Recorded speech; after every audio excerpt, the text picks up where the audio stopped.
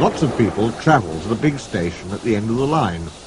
Engines from the other railway sometimes pull their trains.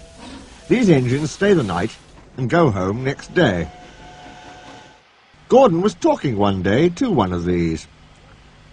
"When I was young and green," he said, "I remember going to London. Do you know the place? The station's called King's Cross." "King's Cross?" snorted the engine. "London's Euston. Everybody knows that."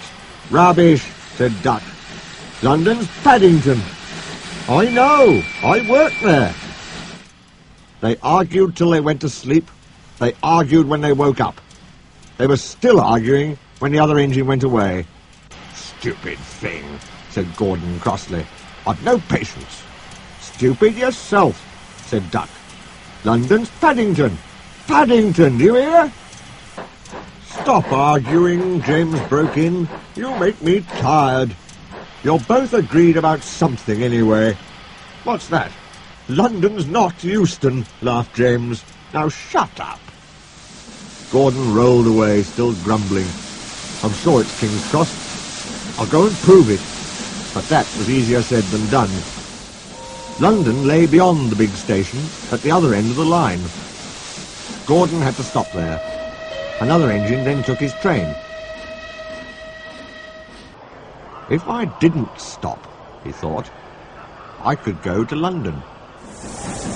One day he ran right through the station. Another time he tried to start before the fireman could uncouple the coaches. He tried all sorts of tricks, but it was no good. His driver checked him every time. "Oh dear," he thought sadly, "I'll never get there." One day he pulled the express to the station as usual. His fireman uncoupled the coaches, and he ran onto his siding to wait till it was time to go home. The coaches waited and waited at the platform, but their engine didn't come. A porter ran across and spoke to Gordon's driver. "The inspector's on the platform. He wants to see you." The driver climbed down from the cab and walked over to the station. He came back in a few minutes looking excited. "Hello," said the fireman. "What's happened?" "The engine for the express turned over when it was coming out the yard. Nothing else can come in or out. They want us to take the train to London. I said we would if the Fat Controller agreed. They telephoned and he said we could do it. How's that?" "Fine," said the fireman. "We'll show them what the Fat Controller's engines can do." "Come on," said Gordon, "let's go."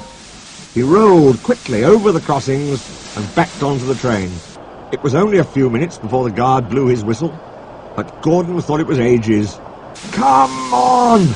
Come on!" he puffed to the coaches.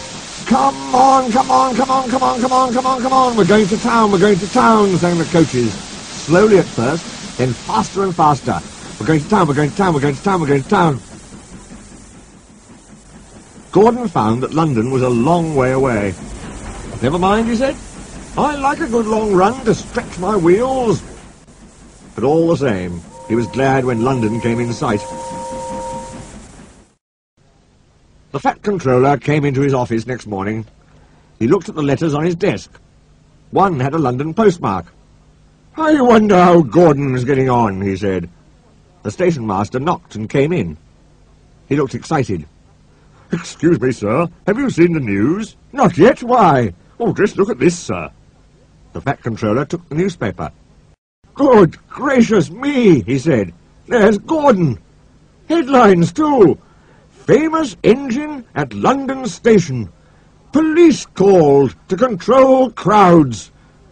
The Fat Controller read on, absorbed.